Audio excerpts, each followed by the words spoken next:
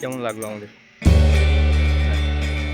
পরিষেবা ঠিক আছে, সব রকম যারা যেরকম পড়াশোনা করছে সেই রকমই সব। আর আমাদের খাওয়া দাওয়া কোয়ালিটি ওভারঅল কি বলবেন আপনারা? রিভিউ আপনারা কি বলবেন?